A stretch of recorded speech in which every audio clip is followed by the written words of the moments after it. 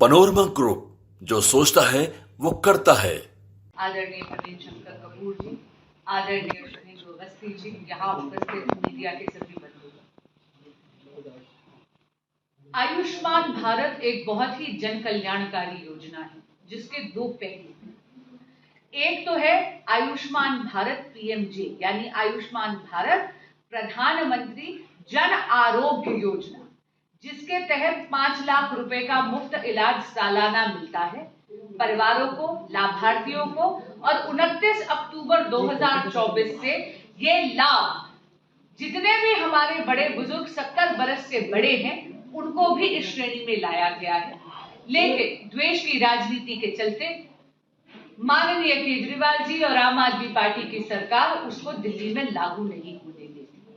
पर आज मैं आपसे बात करने वाली हूं Ayushman Bharat health infrastructure mission के बारे में, यानी पीएम अभीम योजना के बारे में। ये वो योजना है जो कि 2021 में लॉन्च करी गई थी। इसकी घोषणा फरवरी 2021 में करी गई थी और अक्टूबर 2021 में इसको लॉन्च किया गया था। ये वो योजना है जिसके तहत पैसा आवंटित किया जा रहा है मोदी सरकार द्वारा ताकि हेल्थ इंफ्रास्ट्रक्चर में अपग्रेडेशन हो सके। दिल्ली के लिए 2400 करोड़ रुपया, अगर एग्जैक्ट फिगर आपको बताऊं तो 2406.77 करोड़ रुपया आवंटित कर एलोकेट कर रखा है मोदी सरकार ने। और ये पैसा किस चीज के लिए इस्तेमाल होना है वो मैं आपके समक्ष रखना चाहती हूं।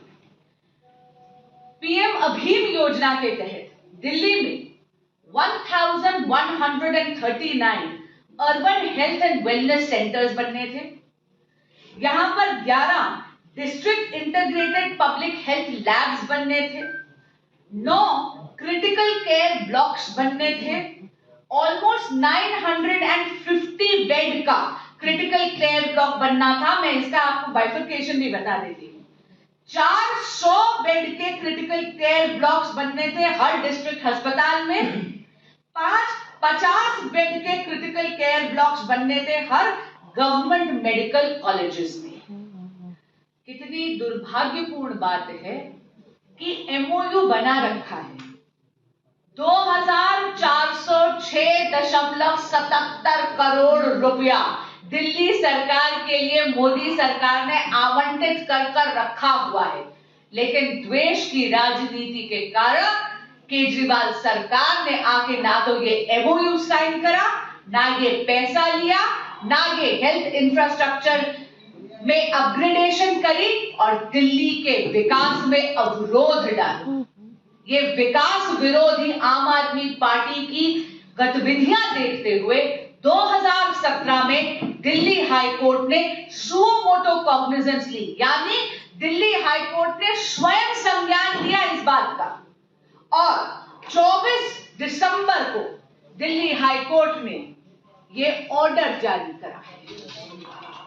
मैं इस ऑर्डर का पैराग्राफ नंबर 7 आप सबको पढ़कर सुनाना चाहती हूं। ये ऑर्डर ये दर्शाता है कि जब आम आदमी पार्टी की दिल्ली की सरकार अपना काम नहीं करती तो दिल्ली हाईकोर्ट को दिल्ली की जनता के हितैषी की, हितचिंतक की भूमिका निभानी पड़ती है।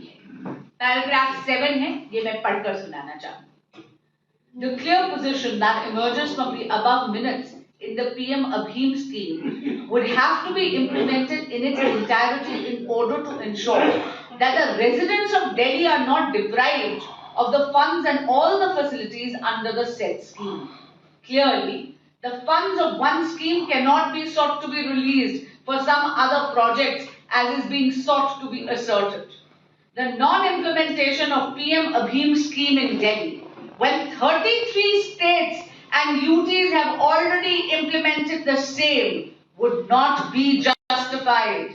For the said purpose, therefore, since the Memorandum of Understanding, MOU, has to be signed between the Ministry of Health and Family Welfare, Government of India and the GNCTD, let the MOU be signed by 5th of January 2025.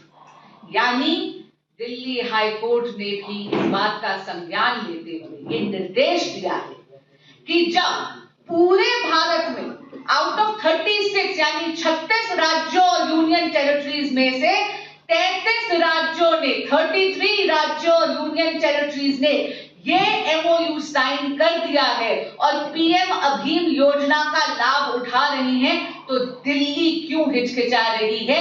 5 जनवरी तक दिल्ली सरकार को भी ये MOU sign करना ही पड़ेगा। भाजपा आभार और अभिनंदन करती है दिल्ली हाई कोर्ट की।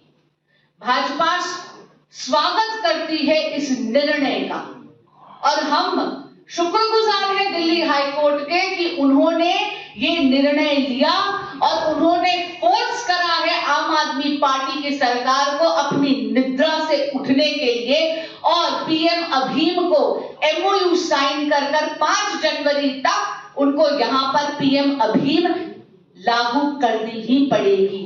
यानी हाईकोर्ट को आकर बचाव करना पड़ा ताकि दिल्ली में हेल्थ इंफ्रास्ट्रक्चर अपग्रेड हो सके।